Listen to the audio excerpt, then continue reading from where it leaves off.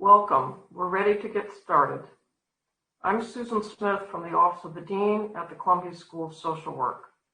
Before we get underway, I'd like to share a few things. First, we ask for your patience and flexibility with potential technical challenges. If you have any tech issues during the session, you can write a note in the chat box or email swit@columbia.edu. The chat box will be open for the beginning of the session. Later in the program, it will be muted and we will move to Q&A. All questions should be entered via the Q&A feature. Questions can be entered at any time.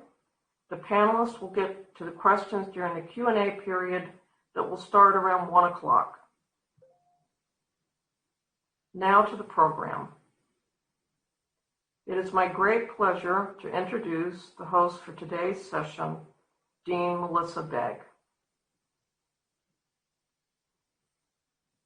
Dean Begg became the 18th Dean of the Columbia School of Social Work on September 1, 2019. She is an accomplished scholar, committed educator, and creative administrative leader. Her work has focused on convening interdisciplinary teams, developing innovative curricula, creating mentorship programs, and enhancing diversity in graduate education and the research workforce. She is deeply committed to the school's social justice mission and the pursuit of better science for a better society through scholarship, education, practice, and collaboration. Dean Begg. Thanks, Susan. Welcome, and thanks to everyone for joining us. Today, we'll have the pleasure of hearing from an outstanding group of panelists in an in-depth discussion of voting rights, voter suppression, and access to voting. I think we'll all come away from today's session better informed and better prepared to stand up and take action, to train, organize, and mobilize so that our constituents can vote for the candidates who share their values and who will best represent their interests. As we get underway, I just want to underscore that social work is, as you know, the work of social justice. Social workers, with their commitment to social justice and advocacy, and their strong partnerships with community-based organizations, are uniquely positioned to raise awareness, mobilize for action, and increase voter engagement. Social workers understand from long experience that the key obstacles to well-being are structural and systemic, enacted through social and economic policy. They see the consequences of problematic policies every day. They recognize that policies must change. The route to better policy is through better government. To begin, let me state clearly that I'm no expert on voting issues, but you don't need to be an expert to be alarmed by developments in voting rights. We see concerted efforts to restrict voting rights in states across the country. We face what may be the most consequential election of our lives, while we're also confronting the global epidemics of COVID and anti-Black racism and the extreme economic damage being inflicted on the most vulnerable among us. It comes down to this. Voting is one of our most fundamental rights, and social workers must be ready to defend that right. I am so proud of the school's Social Work Votes campaign, led by faculty and students who are on today's panel. We are delighted to be working hand in hand with other critical voter engagement initiatives led by the Latino Leadership Institute and the National Social Work Voter Mobilization Campaign. Now, at this point, it's my pleasure and honor to introduce our esteemed panelists. Moderating today's session is Dr. John Robertson, a faculty member here at Columbia Social Work. He is an expert in social policy, advocacy, and community organizing. In addition to engaging in community social work practice in Brooklyn's Bushwick neighborhood, Dr. Robertson has worked on national policy research initiatives related to poor families, employment and family issues, and the reintegration of the formerly incarcerated into family and communities. He is joined by wonderful panelists. Dr. Jaime Estades is adjunct professor at Columbia and co-founder and president of the Latino Leadership Institute.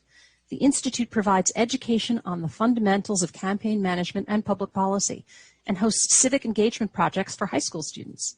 His work focuses on issues of immigration, housing, voter registration, and family entitlement. Dr. Estades is also the author of many plays, including 5 Sessions, which will be published as a novel in December. Dr. Rob Hartley is assistant professor at Columbia. He is an applied microeconomist whose research focuses on labor and public economics related to public policy and family outcomes across generations. His research addresses the role of social policy on the persistence of poverty and dependence. Dr. Hartley's recently published report on the potential voting power of poor and low-income voters is receiving considerable national attention. Sarah Jamgotch is in her final year of the MSW program at Columbia, where she's concentrating in policy practice with a focus on contemporary social issues. She is a mental health caucus co-leader, orientation PAC leader, and a member of the Social Work Votes campaign. She's interested in developing social work values and ethics in political and congressional spaces to cultivate innovative, equitable legislation. Dr. Charles Lewis, Jr. is an alum and an adjunct professor at Columbia Social Work. He is the director of CRISP, the Congressional Research Institute for Social Work and Policy, a DC-based nonprofit whose mission is threefold: to expand social workers' engagement with Congress, to ensure awareness of social work research among policymakers, and to increase field placement opportunities for students in government. A former staffer on Capitol Hill, Dr. Lewis is a leading advocate for social workers' involvement in policy and politics at the federal level. Xinrui Liu is a continuing MSW student at Columbia in the Social Enterprise Administration program, concentrating in the World of Work practice area. This summer, she completed her field practicum with Social Work Votes. She is interested in developing social work values in the areas of rural to urban migration and aging in order to empower people. Last but not least, we have Tess Ariel Weiner. She is a second-year Columbia MSW student in the Accelerated Policy Practice program, focusing on contemporary social issues. She is student co-chair of the Social Work Votes campaign and co-chair of the Policy Caucus. She is interested in the application of social work principles at a meso level to support individuals and communities while focusing on system change.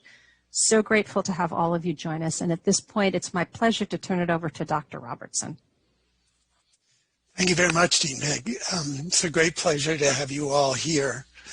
When I started doing my doctoral work at Columbia, I shared a floor with Richard Cloward, who at that moment was working hard on the effort to have social workers become engaged in voter enablement and to build the motor voter bill. We were pretty successful in the motor voter bill. We're still working on the social work engagement. So in a world where we're addressing white supremacy, we're addressing patriarchy, and we're addressing the history of classism in America, our voting system has been designed in such a way to exclude rather than to include. And so our efforts here are really to drive this and to change this. Yesterday, I was on a session with a man who's been working in political organizing in the United States all around the country for 25 years. And he says now that when he goes into any community and starts working with people that are thinking about political reform, political and electoral reform, he says social workers are there and in the lead of it. That should be good news to all of us. It's very exciting to me. And I want to see that we continue to build our capacity to support the people we serve in having their interests served by government. So I'm going to introduce Charles Lewis. Charles began working in neighborhood work in Brooklyn, and that effort took him both to graduate school and to Congressman Ed Towns' office, and to work in developing the Congressional Social Work Caucus. And he has then built on that to build CRISP, which is building social work's capacity on Capitol Hill. So he's here with us today to talk about social work and legislation. So welcome, Charles. Thank you, Dr. Robertson. I am very pleased to lend my support to this effort by the Columbia University School of Social Work to mobilize and motivate voters for the November 3rd election. Hats off to Dean Begg and Dr. Robertson and all the students who are participating, because there's a lot at stake in this year's presidential election. But as John often reminds me there are elections all the way down ballot that we also must be aware of. If you got a chance to watch former President Barack Obama last night, he spelled it out very clearly in his speech that our democracy may hang in the balance in this year's presidential election. And it's a democracy that most of us take for granted. We feel it's always going to be there. However, he reminded us that we live in a representative democracy. And that's something a lot of people don't give much thought to. You know, most of us, most often when we elect our representatives at all levels of government, from the White House to the local school boards and everything in between, if the person we voted for is elected, we trust that representative will make decisions and cast votes for policy that benefits us. And if the person we did not vote for wins, we usually hold our breath until the next election. Many believe that our work is done when we cast our votes. Truth is, our work begins when we cast our votes, because we must be watchful of what occurs in legislative settings to ensure that our representatives are truly acting on our behalf. And as social workers, we are concerned about policies and laws that impact clients and communities we service. When I arrived in the House of Representatives to work as the Deputy Chief of Staff for Mr. Towns, who is a social worker, I was struck by the lack of influence our profession had in Congress. Sure, the National Association of Social Workers and the Council on Social Work Education were engaged on some very specific issues that directly affected the profession, but we did not weigh in sufficiently on federal legislation that impacted the country as a whole, such as housing, transportation, education. I remember being invited to a doctoral luncheon at the Society for Social Work Research, where I was asked to respond to the question, does social work research have an impact in Congress? Very short speech. The answer was little to none, and that was being generous. So I worked with Congressman Towns to create the Congressional Social Work Caucus, which would provide a platform for social workers' voices to be heard on the Hill. At that time, nurses had a caucus, psychologists had a caucus, and so did the spotted owl. But now we do. President Obama picked a very fitting venue to deliver a speech last night, Independence Hall in Philadelphia, where the Constitution was signed. And above his head were the words, "We the people," reminding us that if we were to maintain our democracy, we need everyone to be involved. More of us need to be engaged with our representatives. We need to know who our representatives are, and we need to know what committees they sit on. Most of the work done by members of Congress, state legislators, and local city council members is often determined by the committee assignments. So you should know what issues your representative is focused on, and you should know who is on the committee responsible for issues that you care about. And to be effective, you must develop relationships with your representatives. I encourage schools of social work to engage their congressional representatives and their staff. I encourage schools of social work to find field placements in district offices as well as in Washington. I have worked on the Hill long enough to develop some relationships.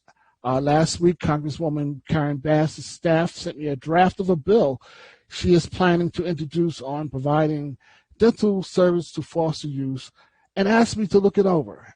Not my area, but I was able to show it to some friends in the profession. When we did our congressional briefing on social work and the future of policing that featured Dr. Desmond Patton, Senator Van Hollen's office asked us to provide suggestions for a bill. And we know that Columbia University's School of Social Work professors are often invited to provide testimony at congressional hearings. But we could be more proactive. for example, I am working with Dr. Michael Sheridan at the Brown School on getting a bill introduced for child development accounts. And so we realized that the last person who had introduced the bill was former Congressman Joseph Crowley. So we went to Mr. Crowley and got him interested, but you know how that ended. AOC came on.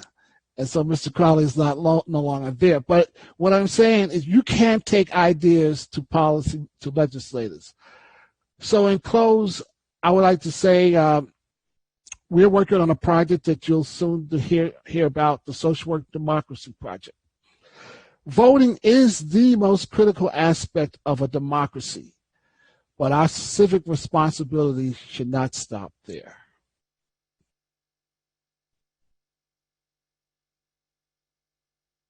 Thanks very much, Charles. We'll be interested in hearing more about the Social Work Democracy Project. Do you have a minute to say just a few more words about it? Sure. Duke historian Nancy McLean wrote a book called Democracy in Chains, where she lays out how the libertarians had gained a disproportionate advantage in local elections, and at which also when it became a disadvantage, a disproportionate influence in government. And she raised the question, I raised the question, can democracy be changed, be saved? Can social work help save democracy? And we took our presentation to deans and directors, and we got a group together who wanted to do something. And so we've been meeting and decided to launch this project called the Social Work Democracy Project. And it's going to look at curriculum, and it's going to look at and be a clearinghouse for all those wonderful things, John, that that are being done in those communities. We want to make sure that we know what's going on and share best practices and ideas. So it should be launched pretty soon. Thanks very much, Charles. We look forward to that. So next with us is Jaime Estades, who has been working up and down the East Coast of the United States with the Latino Leadership Institute for the last at least 20 years, building voices of people in neighborhoods to prepare them to run for office. And he can claim a significant number of elected representatives that have been through his training and the work that he's done. So Professor Estades is going to spend some time now talking about engaging in candidate development and supporting candidate development. So welcome very much, Jaime. Thank you, John, and thank you to Columbia School of Social Work for putting this together. I have taught different universities, Fordham, Rutgers, NYU, and Columbia, and I have to say I love all those institutions, but since I have been at Columbia University, it's the only one that has really engaged in this type of events in terms of voting in the way that we have been doing during the summer and working with the students. John can speak more about all the projects that we're doing right now, but it's really satisfying. I just want to talk a little bit about how the Latino Leadership Institute was formed, since our goal is basically to encourage people to enter into the electoral process.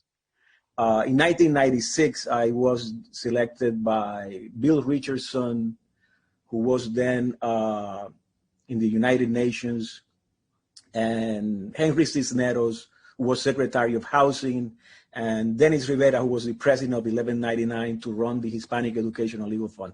That was my board. I didn't need more than that. And basically, my job was to organize the votes and register people to vote in the East Coast of the United States.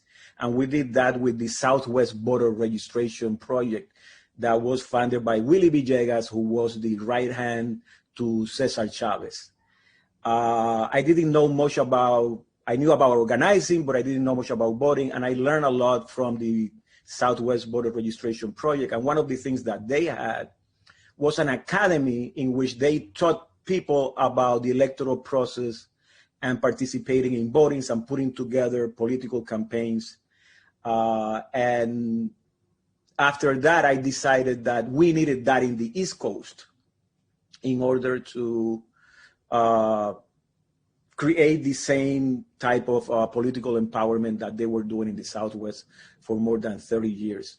So the Latino Leadership Institute, what we do is that we basically teach people about the electoral process. But our main purpose, which is different from other similar organizations, is for us to basically empower people in the electoral process, since voting in the United States has always been has always existed from the perspective of privilege, not as a voting right. The history on the history of privilege and voter suppression in the United States is long, and it has never acted or been performed as a right, but as a privilege. So our job is basically to democratize the electoral process, especially in New York City and the East Coast of the United States. We have had chapters in Pennsylvania, working together with Temple University, UCF in Florida, and now we're working with CUNY. We have been working with CUNY during the last 10 years to have our courses here. Now, let me say something about civic engagement, since this is what I'm supposed to be talking about. I have always had a problem with the concept of civic engagement because civic engagement, it shows only one face of all the work that we have to do in order to have political empowerment. Engagement is just the beginning of the work. What we are trying to do, what people consider civic engagement, but what we really try to do is to empower communities politically and economically at the end of the day. There is an anecdote by Martin Luther King during the 60s, in which he was very upset with liberals. During those times, it was called moderates, because they always talk about inclusion, the concept of inclusion, which, of course, Martin Luther King didn't have a problem with that. But he always said that people stop on inclusion. The struggle was not about inclusion. He kept reminding them. This struggle was about gaining and sharing political power. And that's what we do in the Latino Leadership Institute, based on that phrase by Martin Luther King, that he always kept reminding people, this is not about inclusion only. Inclusion is only a phase. It's about gaining and sharing political power. And that's what we're trying to do by basically democratizing the political process, in the electoral process in the United States. The problem that we found in New York when we created the Latino Leadership Institute was basically, and it still exists, that most of the political process in the cities are controlled by political machineries that basically can suppress the vote too, regardless of parties. And we're still trying to change that process by basically providing the information of how to run campaigns and also understanding public policy better to poor communities. Now, I want to make a little parenthesis here. Rob Hartley is going to be talking later about a study that he made on poor communities and voting. Please pay attention. I just read a little bit about that study. And that's the study that we needed 20 years ago when we formed the Latino Leadership Institute. We would have been more effective. So it will show you how communities of color and poor communities are excluded from the process of voting in the United States, It goes back to more than 200 years ago, but especially now, both parties have made sure that they select the voters in terms of the voters selecting the elected officials. And that's the work that we try to do. These are the classes that we teach in order to make sure that people know how elections work. We have a class on petitions, how to collect petitions. We have a class on campaign finance. We have a class on message. We have a class on get out the vote, building base, field operations, ethics, which is extremely important, and fundraising. But something that we're proud of, very proud, is our second semester, which is the semester in which we teach public policy. Everybody that comes to the Latino Leadership Institute take the classes for free. We have never charged, and we will never charge for the classes. So, but public policy is the one that we are really proud of, because that's the one in which we help activists in New York City to get the data. For example, the data in that study from Rob, that data is extremely important for activists in poor communities, not only in New York City, but throughout the state of New York and in other states, because they're activists in the areas of healthcare. So we have a policy courses on environmental justice, community development, housing policy, healthcare policy, and education policy. And what we do is that we have experts in each one of those areas providing data and information to all the students taking that class, and they come from all of them, they come from very poor backgrounds. Many of them don't have high school diplomas. Some of them are lawyers, some of them are engineers, healthcare. Everybody's equal in the Latino Leadership Institute. And we have helped through the public policy course, providing them the data that they need so they can lobby for their communities better when they go to hearings at the state, federal, and city level. So every year we get comments from the people who participate in our policy courses about how helpful was the data that was provided by our experts in each one of those areas in order to empower their communities. So this is the way of democratizing elections. Like I said before, elections are a privilege in the United States, and especially after the Citizens United decision by the Supreme Court, in which gave more power to corporations, it gave more power to the elites in elections instead of providing more access and more power to the people.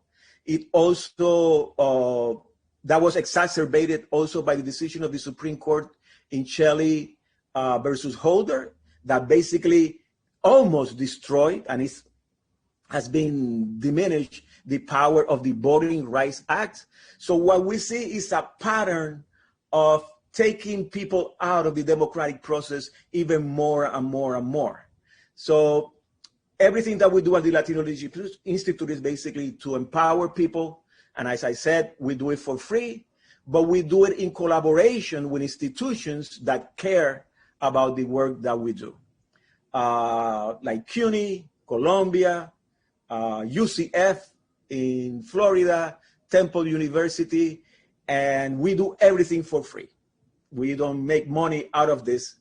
However, there are other organizations that charge $5,000, $4,000 for what we do, and they do it in one weekend. We do it in 2 semesters, and everything is out of love.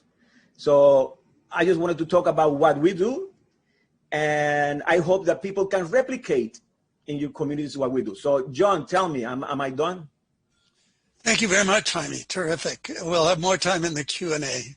Okay. So I want to introduce to you Professor Rob Hartley.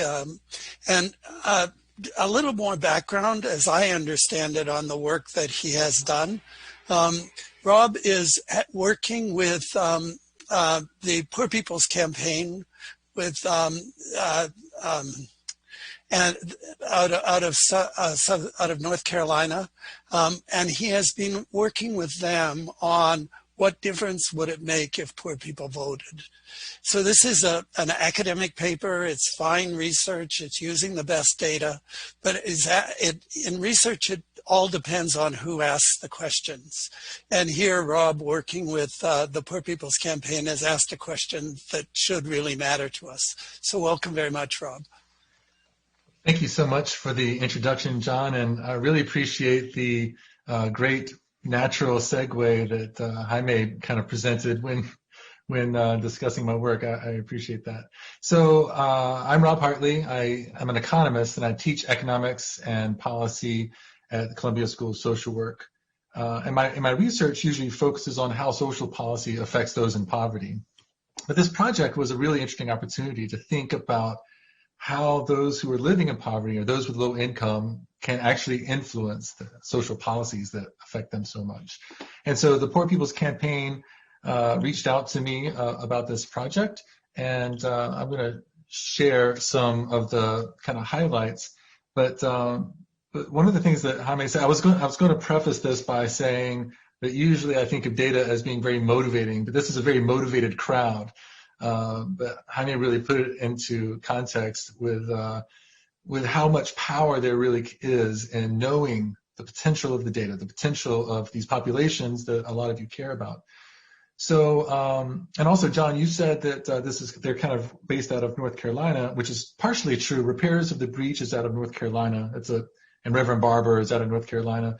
But the policy and research side of the Poor People's Campaign is rooted at the Kairos Center, which is actually just right across the street almost from the School of Social Work. So I think my office looks right out at their office. They're very close by.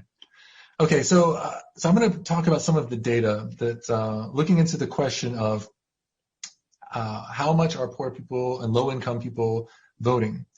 And we're defining low income here by those with income below 200% of the official poverty threshold. So, so first of all, just descriptive trends and how much are they voting, and then what I'm going to do is move toward how much potential they could have in elections and what that means. So, low-income families, individuals do vote less. They vote less often than those with higher incomes, above 200%. Everyone above 200%. And what you see here are the trends for both presidential elections and midterm elections. There's always higher turnouts in the presidential elections. And low-income voters or eligible voters are about 20 percentage points less likely to show up at the polls. But that doesn't mean that they don't and that they aren't influenced by what's going on. So as you see, the trends in voter participation turnout really move together. The same kind of things that really motivate higher income folks to show up at the polls. You can see that lower income folks are responding as well. They're just less likely in each year. But they also have the similar kind of potential to really increase turnout if you look at what happened in 2018, our most recent elections. So there was about a 10 percentage point increase for both low income and higher income folks from over a 4-year period from the 2014 midterm to the 2018 midterm. So for lower income folks, that's a 33% increase, about 1/3 increase in their voter participation. Which is really large, and actually that's a number that matches up with some of the kind of statistics that I'm going to talk about in a second. So given that lower income electorate is less likely to show up to vote, that also means that they represent a larger potential voting group out there. And so what I'm going to do is move through a series of maps that think through how large is the low-income, eligible, non-voting population. And first, I'm going to just compare it to the total electorate. And so that's what I'm doing here. So you can see that in states like Arkansas and Mississippi, and in cold country states like Kentucky and West Virginia, the low-income, non-voting population is about 1/5 of the total electorate. So this is, just in raw numbers, this is kind of a large, substantial group of folks. I'm going to come to later some reasons why they're not voting.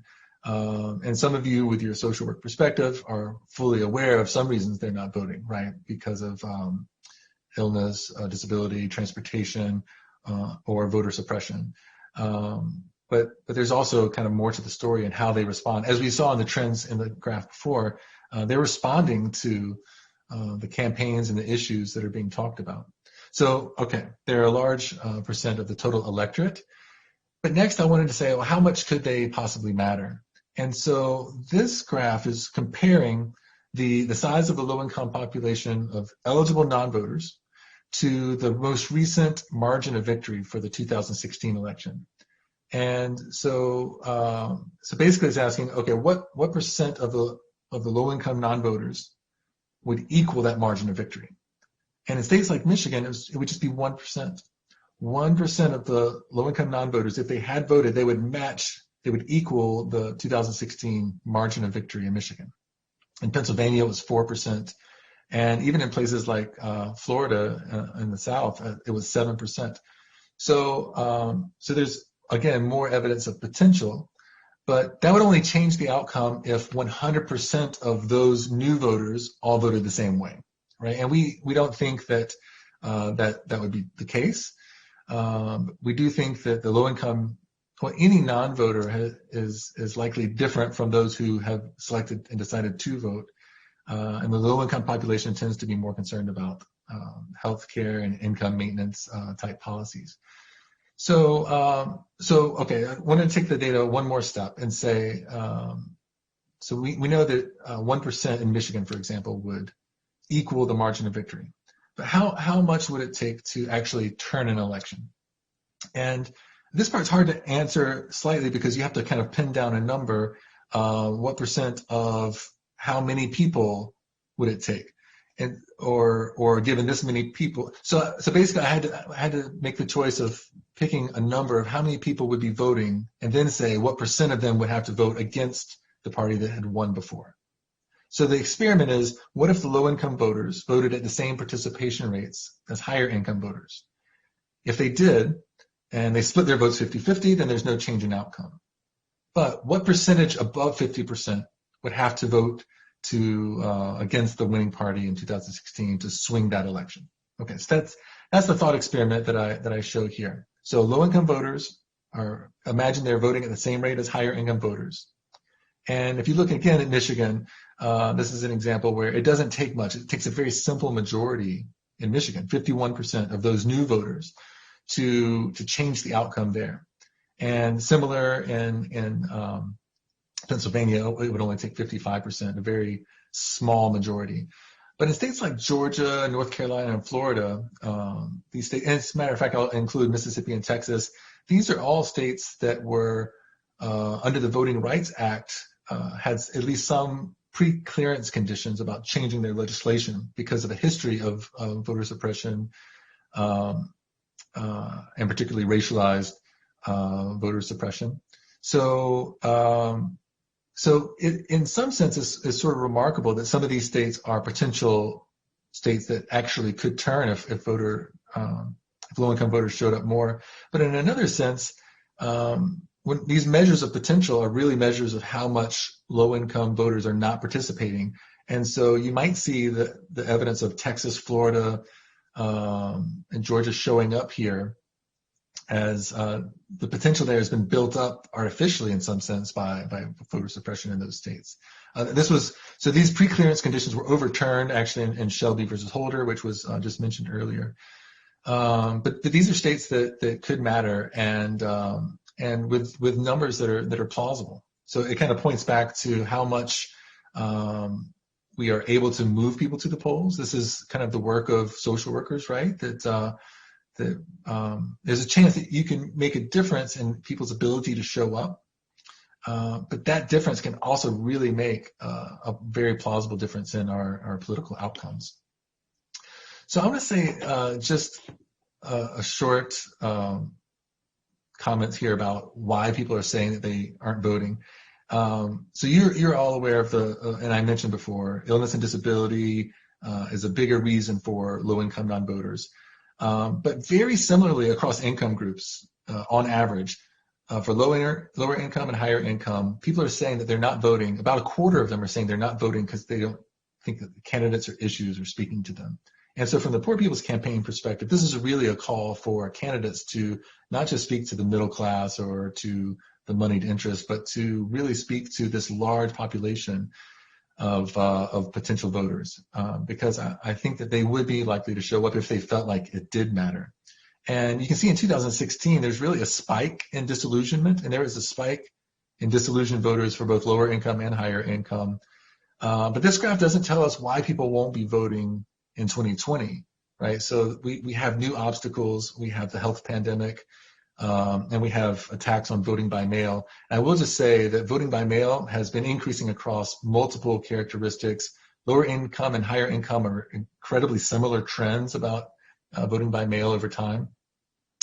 So voting by mail really should be a way of increasing accessibility, especially now. But this is a great opportunity to figure out what people's voting plans are, help them executing their voting plans, whether it's by mail or whatever that may be. So an exciting time for social work to play a pivotal role. And I'm also excited to be sharing this presentation time here with some of our students at the Columbia School of Social Work who are going to be following up. I'll be joining some of them on the podcast Social Work Votes soon, and I'm excited about that. But it's really great to see the level of engagement for our school, our dean hosting this panel, faculty showing up, but also student-led initiatives to really get involved. So thanks. I'm happy to be part of this. Thanks very much, Rob. This has the potential, I think, of really moving our mind on what's possible here in a way that we have not routinely done that. So I've had the pleasure all summer of working with Xinrui Liu on our Social Work Votes campaign. And in the middle of the work she's been doing in New York and America on Social Work Votes, she's discovered an election in her neighborhood in Beijing. And so she's here today to talk about some of the Social Work Votes activities that she's been doing in Beijing this summer. So welcome very much, Xinrui. Thank you so much for the introduction, Dr. Robertson. And today I'm gonna share my experience in my home country about the small election. But before I share my experience, I would like to talk about the related experience in the social work votes, because that is really related to my experience in China and also inspire my activities in China. Actually, as an international social work student, I was not very familiar with the voting system in the United States before. And actually, it was very new to me. But after talking to my professor and schoolmates several times and doing some research, I got to know that there were still many people suffering from the voter suppression. So I really hope to stand up for the human rights and make the voice of those discriminated people to be heard. And thanks for the social work votes, I got to figure out that what I can do to support our potential clients. For example, I worked with my schoolmates and people who were really interested in the social work votes, writing newsletters, interviewing different people in the podcast, and designing the social work votes website. And in this process, I gradually found that although I am an international student who cannot vote, but there are still many things I can do to help, because it is nonpartisan and should not be restricted by the citizenship, but related to the social work values and ethics. So the similar experience is that in my community in China, in Beijing, there was also a small voting to elect the owner committee. And to be specific, the owner committee is responsible to tightly understand the owner's opinions and suggestions, supervise the property service duties of the property service personnel, and supervise the use of special funds, and carry out the activities to enrich the life of those owners, the residents in the community. So I involved to help collect the candidates' basic information, design the publicity materials, assist the publicity of candidates' information, and help to set up the ballot boxes and collect the votes. So I think the voting is our fundamental rights, no matter for a country or just for a community. And we can do to contribute to protect our rights in our own ways, because it is influence the way we live in our countries or live in our communities. So what I would like to share is that because of my identity as an international student, I think for international students or immigrant students, although we cannot vote, we can still engage in different ways other than voting, like doing something else to support marginalized people during this process. And from my understanding, for example, from the macro level, we can help our clients get access to registration. And from the meso or macro level, we can also do some advocacy work in our field agencies. So that's my simple understanding, and my takeaways is that don't set any restrictions to ourselves. I think we are creative, we believe in social justice, and we have the power to empower people and communities to influence the social change. So that's my takeaways from the experience in the social work votes, and also in my home country, the home country voting. Thanks, Xinrui. You are demonstrating what social work votes is about. It's about finding a place where it makes a difference to support people in accessing the vote.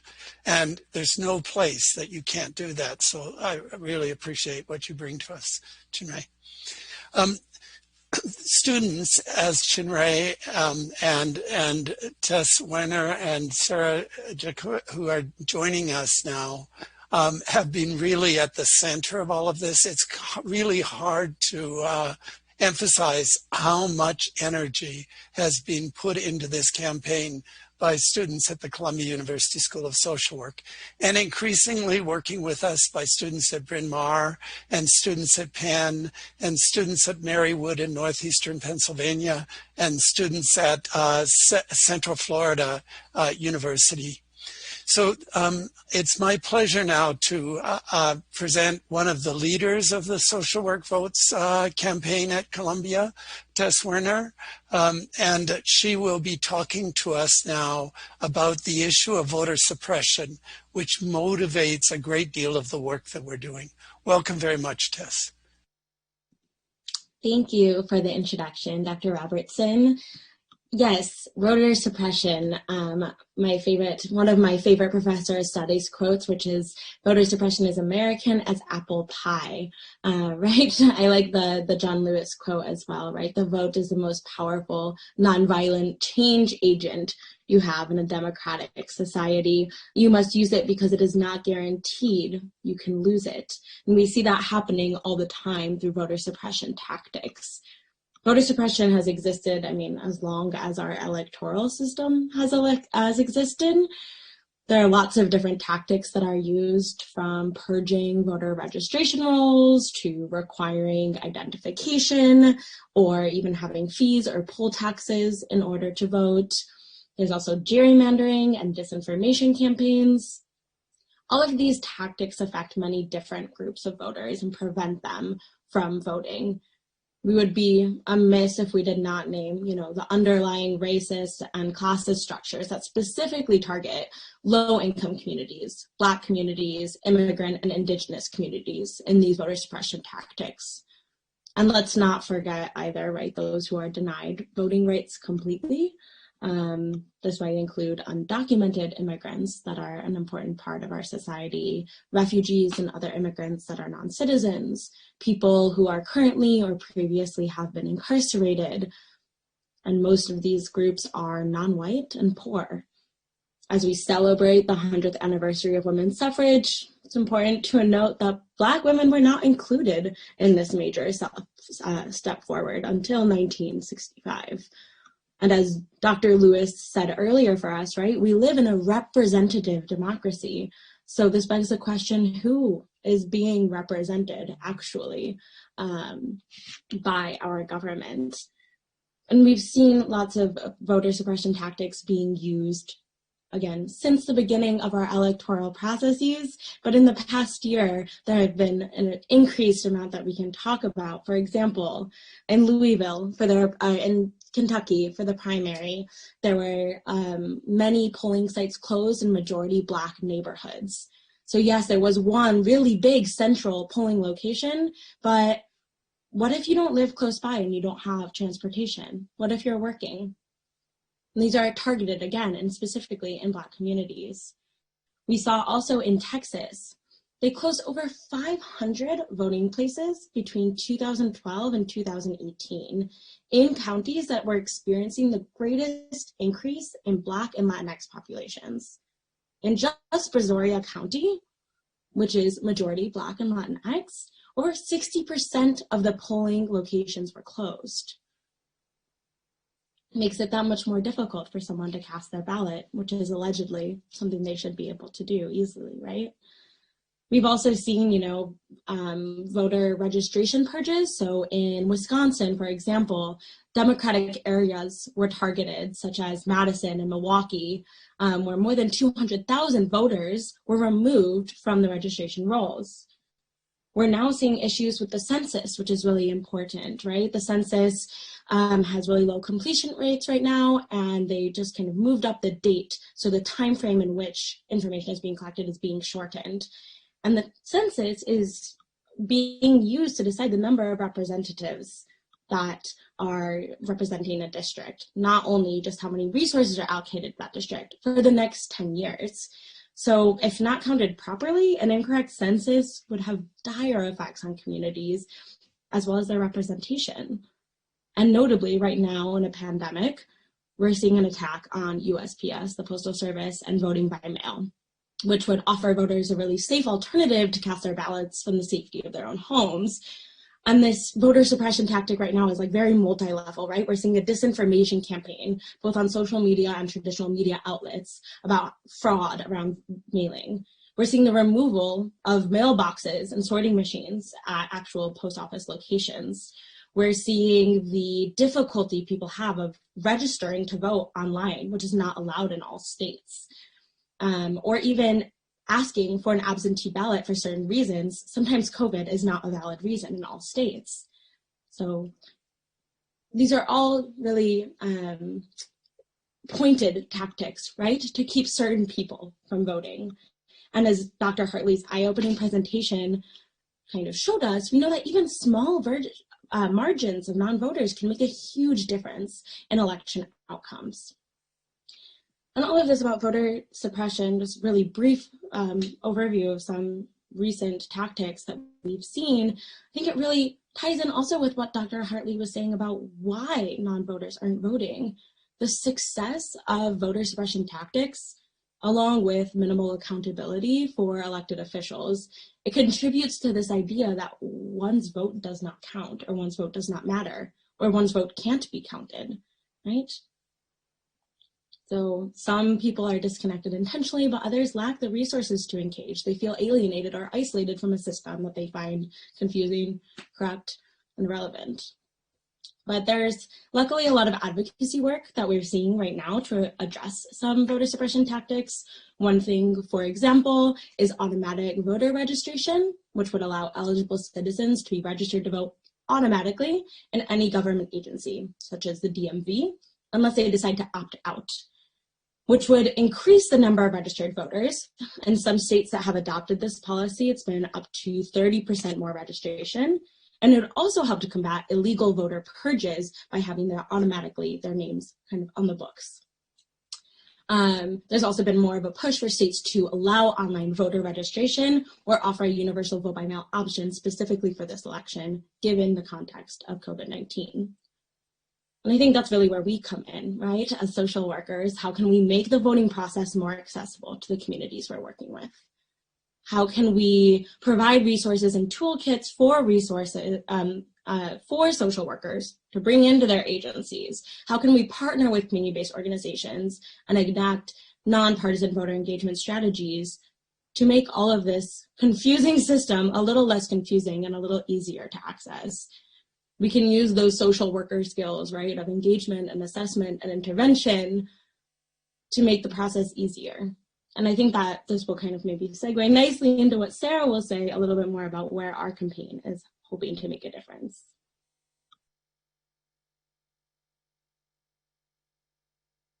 Thanks very much, Tess. The voter suppression topic is very big. It expands in many directions. And the fundamental role that we as social workers have in making sure that access is possible is, I hope, really something that we're getting through today. So now I'm introducing Sarah Jamgotch, who is the person who's done probably a lion's share of a great deal of work with us this summer. She's built our newsletter. She's been developing our podcast. She's helped work on the website. She's just put enormous energy into all that we're doing. And she's been working with us on the Purple campaign. So I'm going to turn it over to Sarah to let you know what Social Work Votes at Columbia looks like. Thank you so much, Dr. Robertson, and thank you, Dean Begg, for hosting this wonderful panel. So I did want to talk today about more kind of concrete things. Where do we go from here now that we've heard from all these wonderful panelists? How can we sort of start doing actions, in our communities? Oftentimes when I was doing this campaign, I was thinking about what kind of resources could I bring? What kind of skills can I bring? We're in this tech age now. What can we do with social media? Can we post flyers and podcasting? We're doing podcasting at the Social Work Votes campaign, and Zoom, hosting registrations and events on Zoom. A way that we can get involved is by being poll workers, if we're able to, if we feel healthy and comfortable enough, as well as create ways to transport people to the polls. If you have time, during this from now until November, phone banking and text banking through the Social Work Votes campaign or with other organizations is a great way to reach many people, to get them involved in voting and civic engagement. And then if you have any, other knowledge or language or any skills that you think could be helpful, it's all creative, it's all fun. There's really no limit to what we can do in order to increase this engagement. And I think it's important that, this is a really serious topic, and this is really, can be really life-changing and life-threatening, but it's also good to find joy in the solutions, trying to bring in our communities. And it can be therapeutic. Voting and civic engagement can be therapeutic and healing for so many communities and populations. I think one of the hardest parts with trying to get young folks and people to vote is feeling hopeless, feeling like their vote doesn't matter. And often I found that speaking in terms of values and how their vote affects, on a day-to-day in their lives is really helpful. Rent, health, education, everything is affected by voting. So speaking about values for me has been the way to start a conversation to get this going. But I think one of the most important things too is to check in with yourself during this work. We definitely don't need to be experts in order to get involved and to start doing things in this process. Social workers, we have a lot of skills, and we connect with communities in such unique ways. And I feel, and when we do this work, it's important to be comfortable and go into this knowing if we are able and comfortable. We never want to put ourselves in uncomfortable situations when we do this work.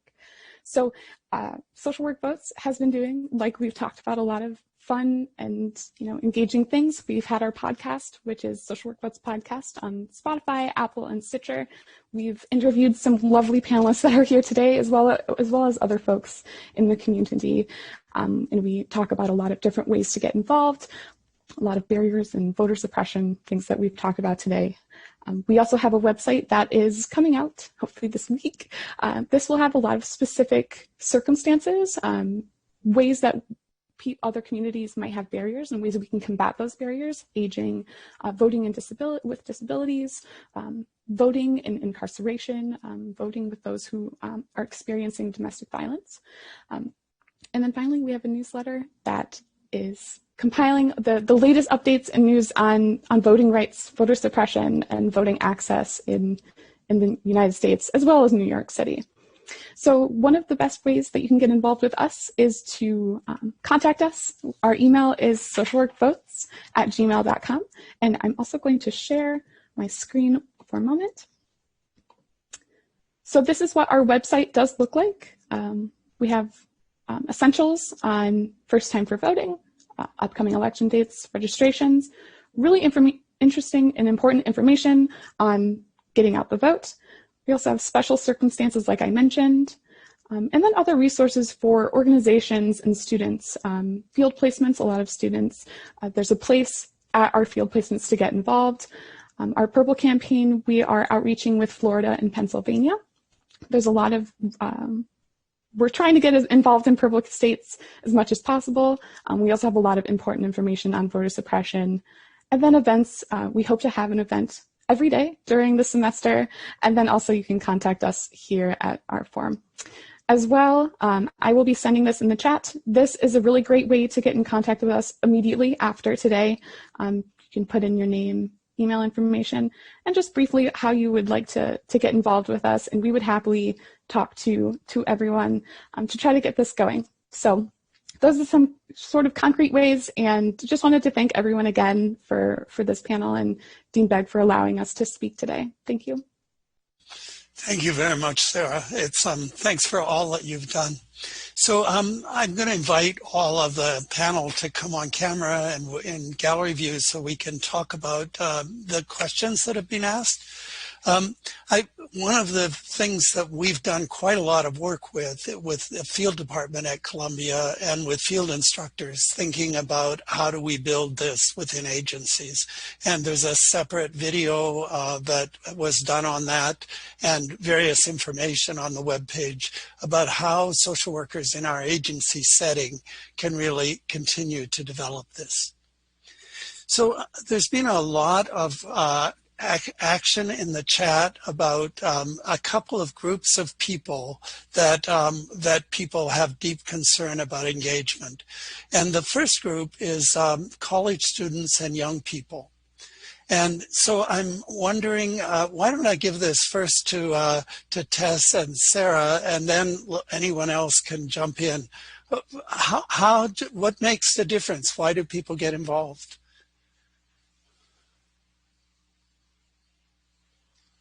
That is a great question.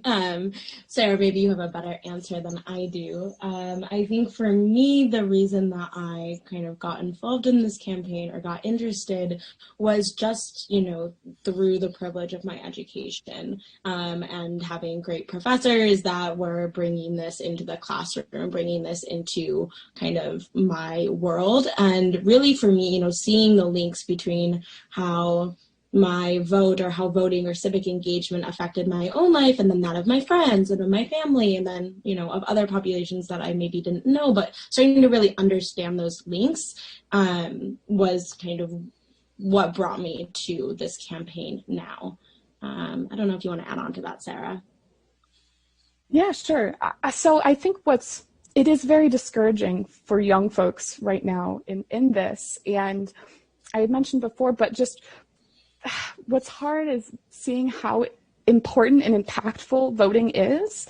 There's such a disconnect by age. If we could all speak to each other, it seems like we're in echo chambers where young people only talk about it with young people, older people talk about it just, amongst themselves. So I think it's important to just continue conversations with people that aren't around you normally. That's a great way to get started and to show that you value a young person's vote and their engagement is my thoughts on that. So does anybody else have some thoughts on this? Charles, do I see you reaching for your mute button? Yes. It's leadership.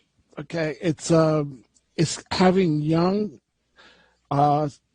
people who are willing to speak out and inspire. I mean, the story of Representative Alexandria Ocasio-Cortez is very inspiring. I believe there's a movie about it that you could just check out.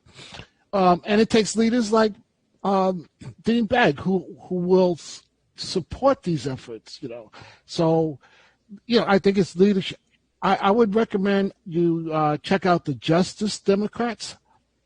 That's the organization that supported AOC and others. They just scored a couple of victories in New York. I forgot the name of the young man that unseated Elliot Engel. But Jamal Bowman? Yes, Jamal Bowman, and then Cori Bush in St. Louis. So they are doing some very innovative things that would, I think, inspire some of you out there. So the second half of this is people with developmental disabilities, people who are homebound, people who are aged, and what are the methods that we have to reach out and make a difference in those people's lives. So maybe if anybody wants to click their unmute button to take this,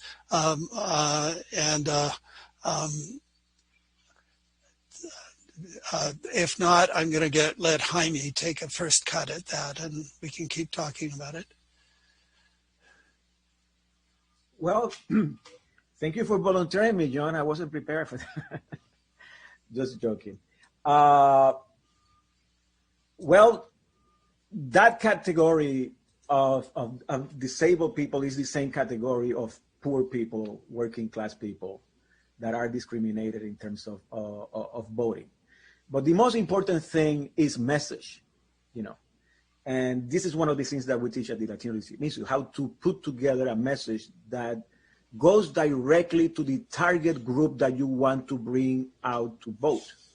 So there is a big message that campaigns put together, but there are sub-message that they also put together for the different categories.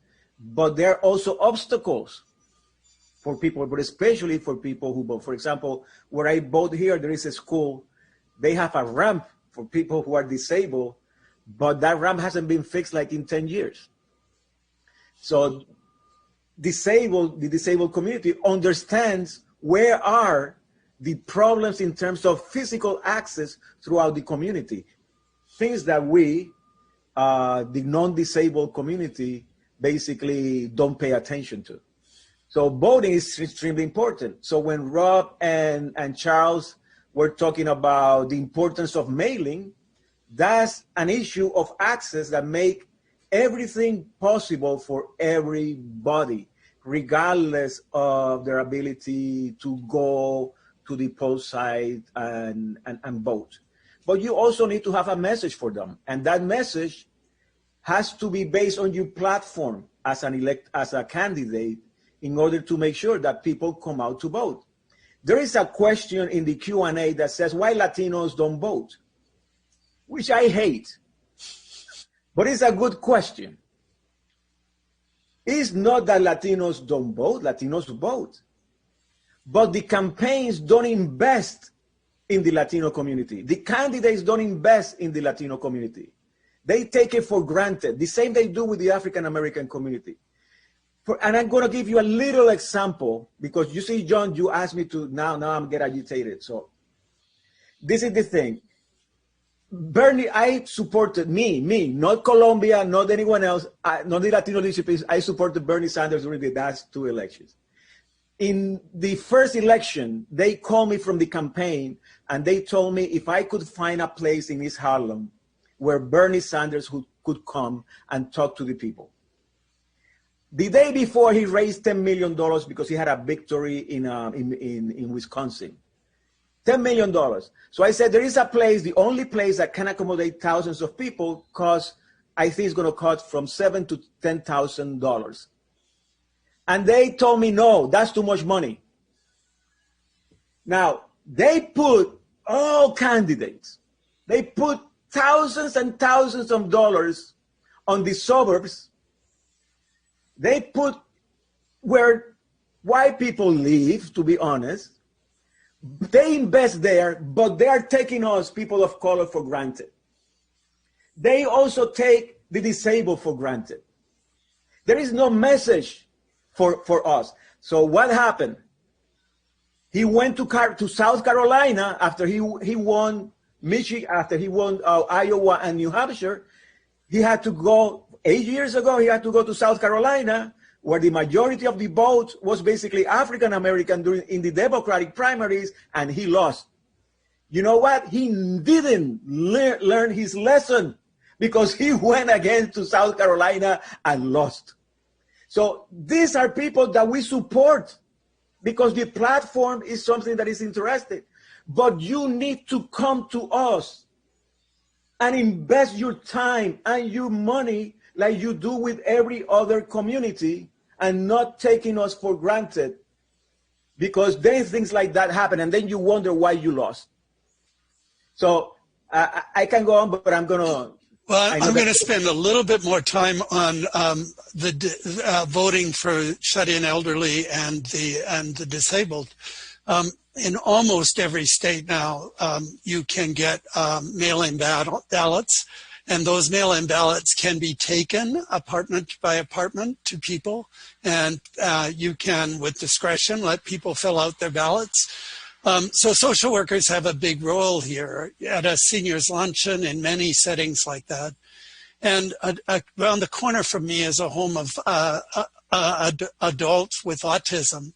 And they have a point of view about this society. And if you speak and listen to their point of view, they will make that point of view something that matters. And there are reasons for them to want to vote, but no one makes that connection.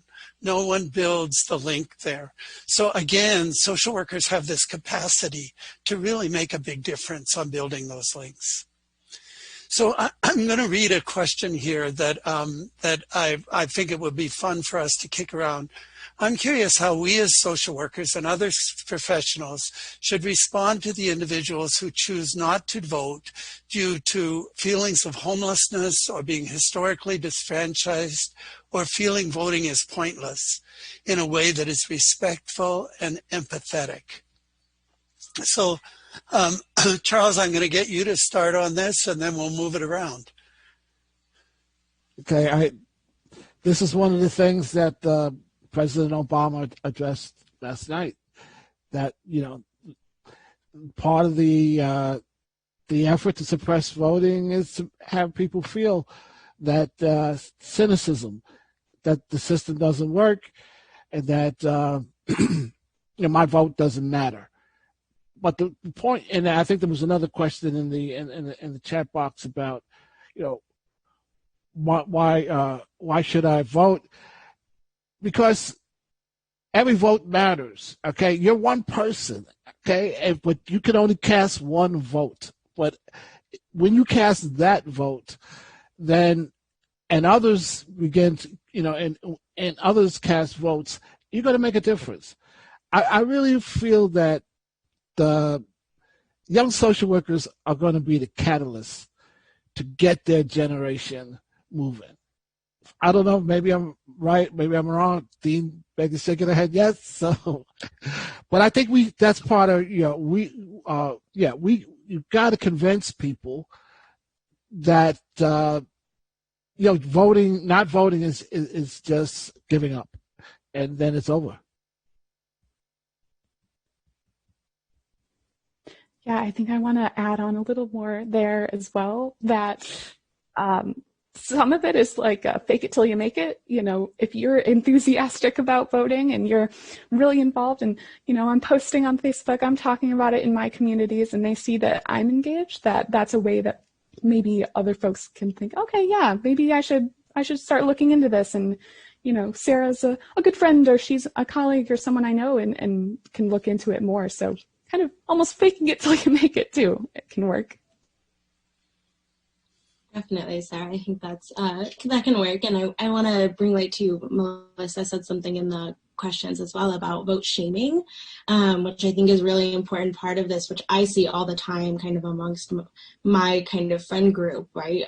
And I think we see it on social media a lot. And I think it's really important that we understand, as social workers doing this kind of voter engagement work, we're understanding why people are not wanting to vote, right? We're having these kinds of conversations where we're looking at the structural systemic barriers that have been put in place that keep people from voting. We're lending space to that, and then using the social work skills that we have, like engagement and assessment, to if the conversation maybe wants to move forward, maybe to unpack some of their history and why they might not want to vote, or maybe it's finding other ways for them to be involved in their community, right? Voting is not an end-all be-all.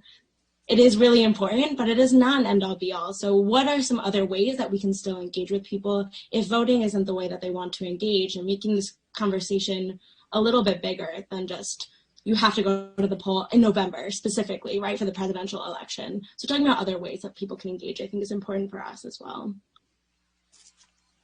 John, go ahead, Rob. Can I jump in? So I've heard this critique, and even the New York Times was a little flippant about this report shows that higher income voters still vote more than lower income. I mean, it was a very kind of dismissive sort of stance.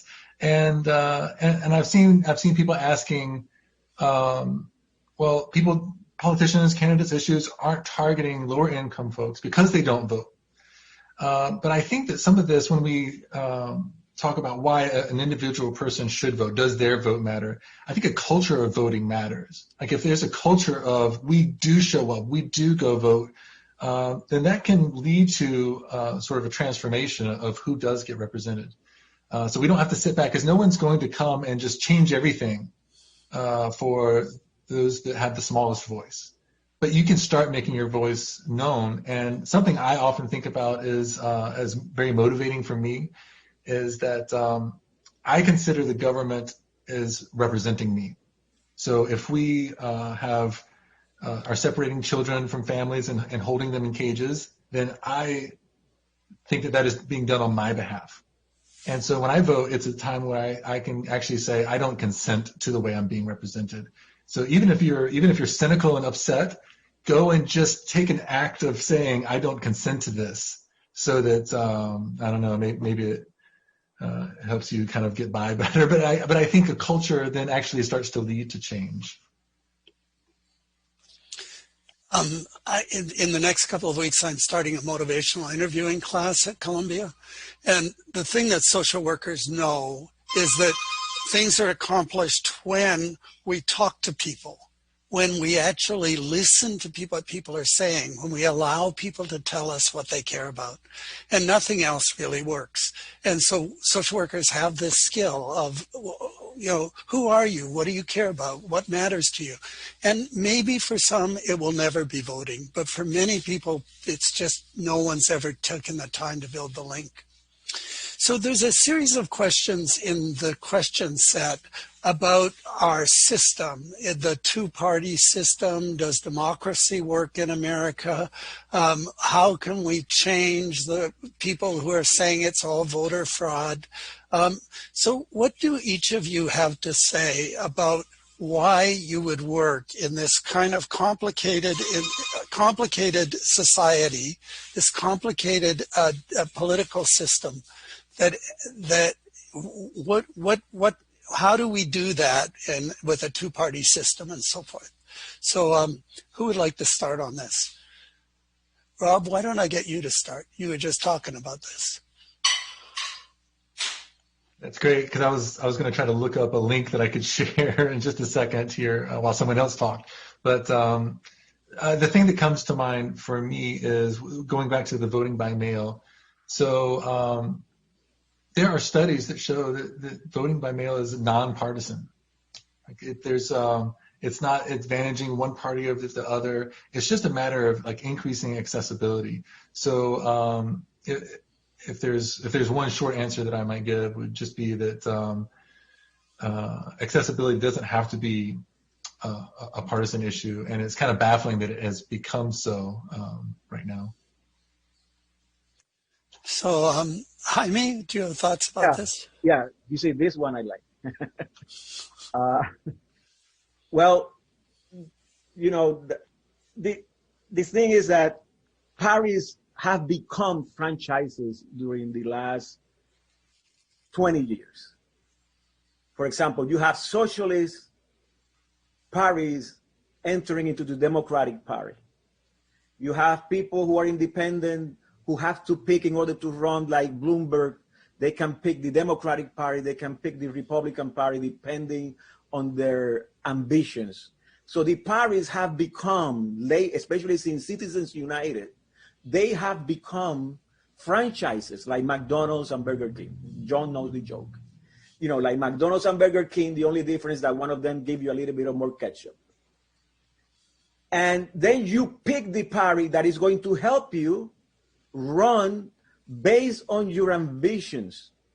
Why would we have Ocasio running in the Democratic Party and not? Because she needs the franchise. She needs the brand in order to get elected. Why Bloomberg went to the Democratic Party when he used to be a Republican? Because that was the brand that basically helped him to become a viable candidate. He couldn't run independently.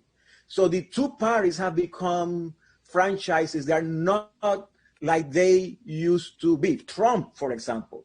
Trump used to vote anywhere for any party before. But he decided that the only alternative, the only brand that would help him was the Republican Party. He could have used the Democratic Party if he thought that brand was going to help him.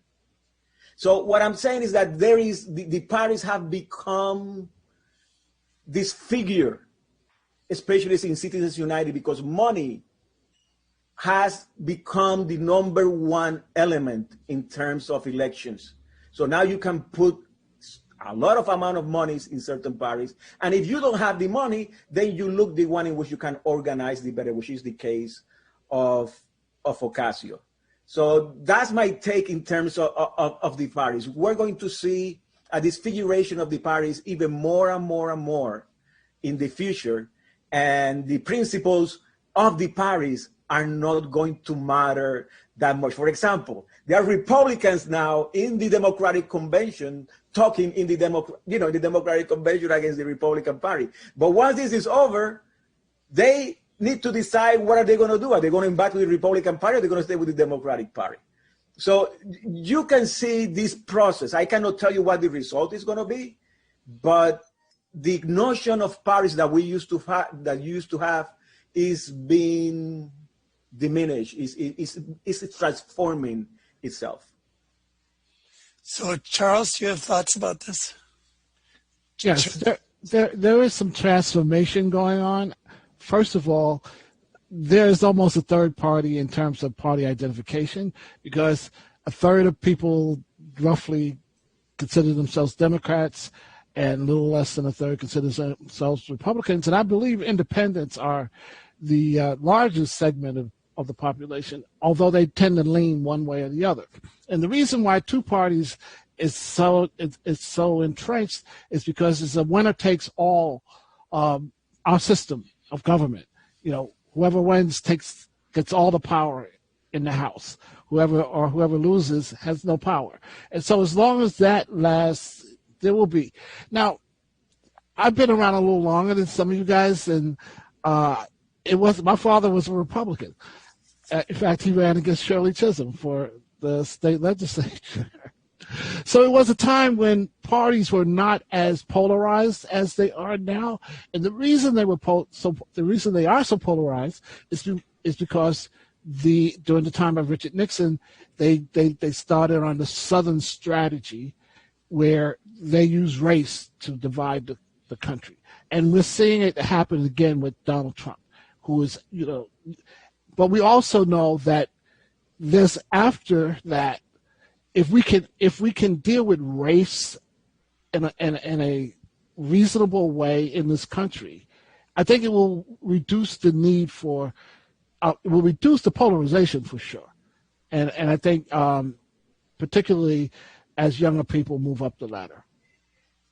So Tess, Sarah, Xinrui, do you have anything you want to add about our hopeless democracy and our terrible two-party system?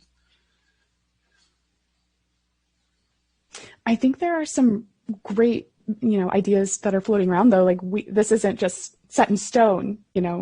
We can still adapt and change. It's not just hopeless, I think, for me. I think that's something. This is something that frustrates me a lot. So I'm not sure if I have answers per se, but I think one thing that is related is for me really thinking about the election beyond the ballot box. And I think a lot of us think voting stops on the day that you vote, but really integrating how do we hold our elected officials accountable then to what we actually voted for them for. And yes, it's still within this two-party system, but having different ways, easier ways to hold, our representatives accountable for what we want them to do would in some ways mitigate some of that tension of having these two very divisive parties. So Dean Begg, do you have any thoughts on this? I do. Thank you, John. I read a quote from, I think it was Cory Booker recently, who talked about hope without naivete. And I think that's what this panel is contributing to. You are contributing information and background and motivation to people of all walks of life and at all levels. And that's what we need. To quote John Robertson, it's not going to change unless we change the elected officials. So this is how you do it. Yeah, thanks. Well, that's kind of our time for today. I want to say that the reason that I'm involved in this is that these people decide what money we're going to spend on housing, what money we're going to spend on healthcare. They decide whether we're going to have child care system. They decide what kind of policing and what kind of criminal law we have. This is where that is. You can't go someplace else and make those decisions. This is where those decisions are made. And so I'm going to keep my foot in it because it matters. It matters for the people I serve. It matters in my life. And so I hope you will all join us. It's great to see alumni with us and many other people. We have a website. We have podcast and newsletter. We're building tools. But basically, it's not so much that as finding the will in your gut to say, this matters enough to me that I'm going to do something about it. So welcome. It's been really great to have you all. You can reach out to any of us, I'm sure, and we'll be glad to engage further in this. So thank you very much, Charles, Jaime, Sarah, Xinrui, Tess, Rob, and Dean Begg for convening us. Thank you, John. Thank you, everyone. It was fantastic. And remember, voting is a tool for social justice.